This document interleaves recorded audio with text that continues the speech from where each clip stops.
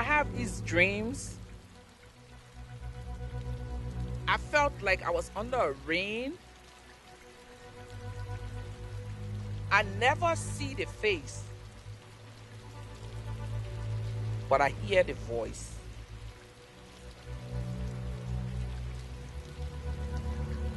Wake up and gather the women of the churches to pray for peace.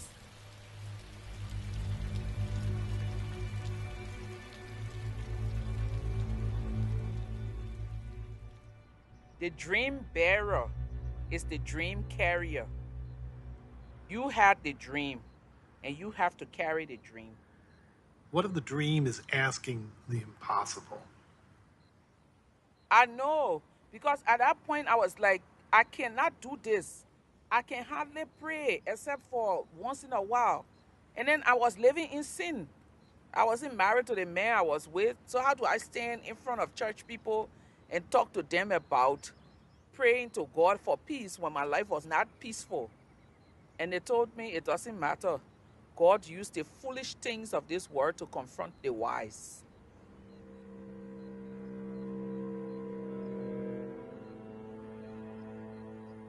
I think maybe my spiritual side is that God has found someone who will do anything without thinking twice. My mother described me as the person who goes for a swim and never testing the water.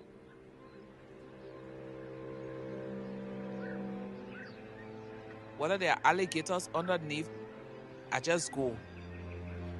And whatever is underneath there, we'll face it head on.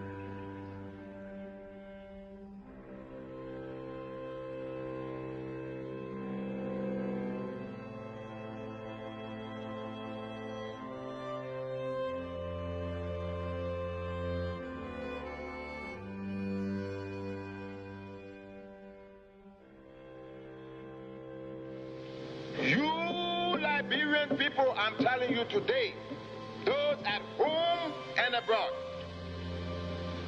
Charles Taylor is only the mechanism for what you want.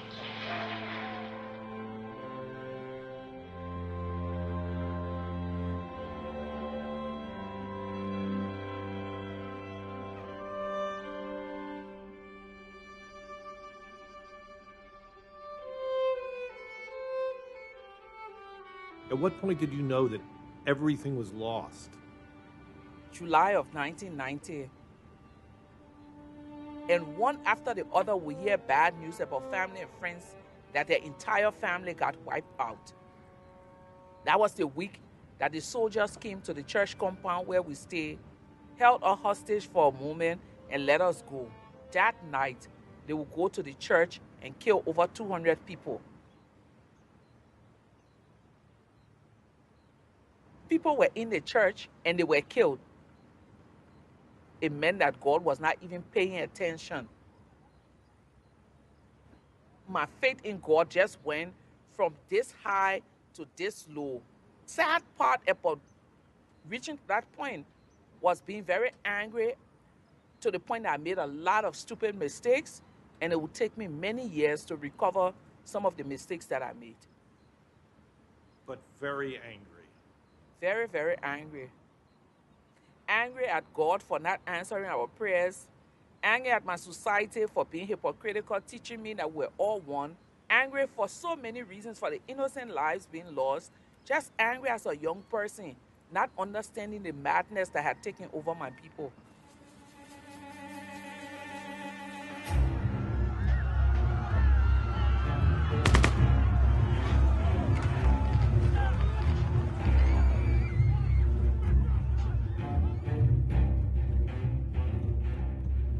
So you have this dream, gather the women. The first group of women that came were women from my church, and I told them the dream. And we spent the day praying. The day we decided to do a mass action where we would demonstrate for peace, we start with 7 women around the table and $10 US. It's an airstrip. They had a big soccer field, and we sat in that soccer field as our place of protest.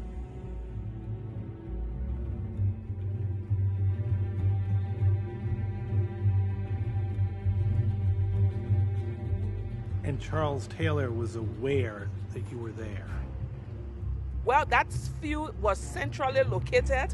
It was the only place he would pass to go to work in the morning, and it was the only place he would pass to go home in the evening. And there was no way anyone could miss us. Even if you try to turn your neck the other way, something will make you turn that way. Every morning we saw his convoy. 3 days after we started our protest, claimed that he was sick and stopped going to work. But we remained there and then decided to take our protest to him.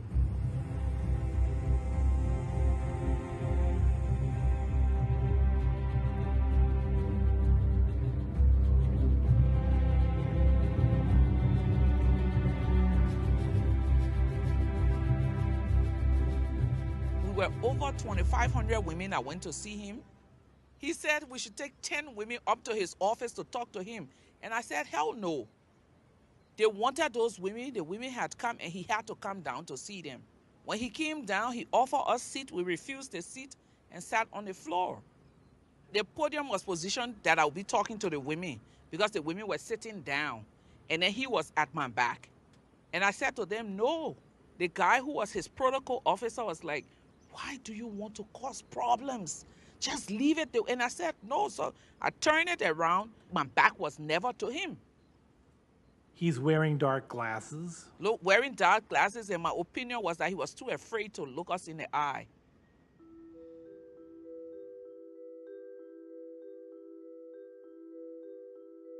We are tired of war. We are tired running. We are tired begging for burger week. We are tired of our children being raped. Kindly convey this to the president of Liberia. Thank you.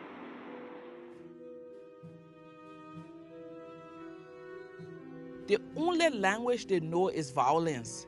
You come at them with non-violence and they don't know how to function. So Taylor was waiting for a group of women to come and insult him, and then automatically he would call his guards. But for us to come and speak truth to power without using one negative word at him, it was too difficult to handle. People who use violence, they don't know how to engage. They don't have the language of peace. Let me just use terror. Let me use violence on people.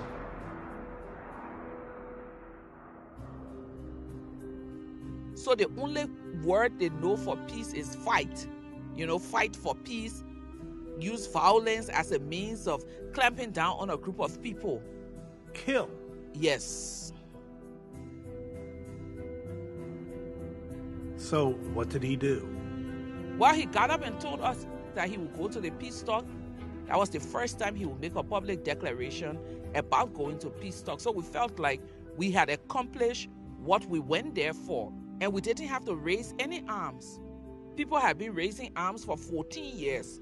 And we went there one day and spoke the language that we knew. Speak truth to power, tell him what it is you want, and then let history be the judge of all of you.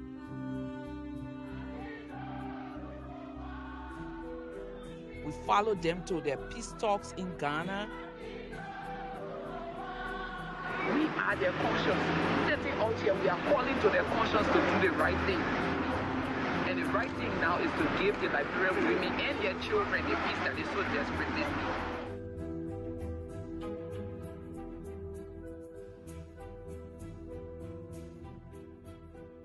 We anticipated a peace talk that would last 3 weeks. It lasted almost 3 months. It was a difficult period in the history, not just of Liberia, but for the women, because we ran out of money. It got to a place where the war had increased, intensified. I personally began to challenge the essence of nonviolence, if it could make any difference. You said one day you just went berserk. Yep. I saw a video of a missile blast. 2 young children got killed, and they were 2 boys, and it just reminded me of my own 2 sons. I cried myself into a plop and then got up and went to the women and told them let's send for more women. They brought us 4 bus load of women. I told them, sit here and loop arms. Then I did my hostage note, so I had it all planned up in my head and sent it into the room and said no one will come outside until they give us the peace that we needed. The security people came and said they were arresting me.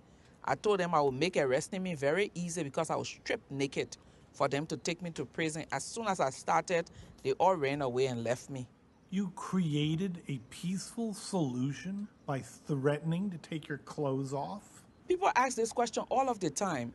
And they say for a country that they had raped so many women, why would taking your clothes off matter when you're raped? You're forced to. People tear off your clothes. They use force to make you submit.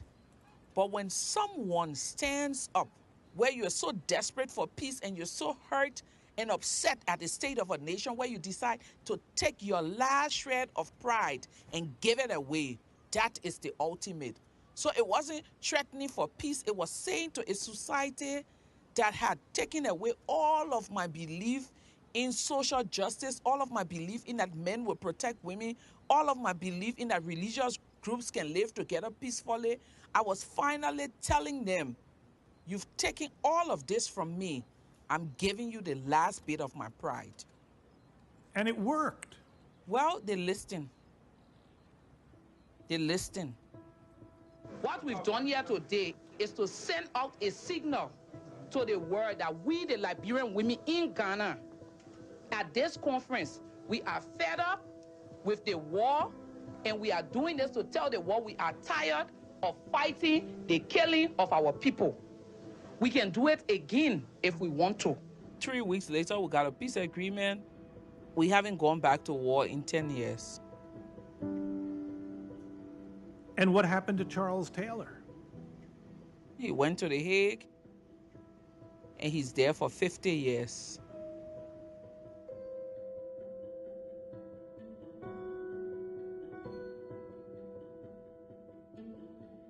I pity him. I pity his children. I pity the fact that Taylor won the Liberian elections with an overwhelming victory in 1997.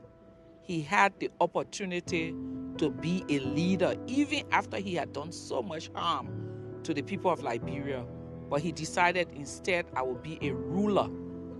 And God decided, I will use you to teach you that I am the ultimate God. So I don't hate him. I feel sorry for him. Hate is poisonous. You get upset and you find a way of letting it all out. Anger is very fluid, like water. So anger in and of itself is not bad. No. No. We all have a bit of good and a measure of evil in us. Our ability to maximize those is what would decide or determine who the world get to know us to be. That's my take on people.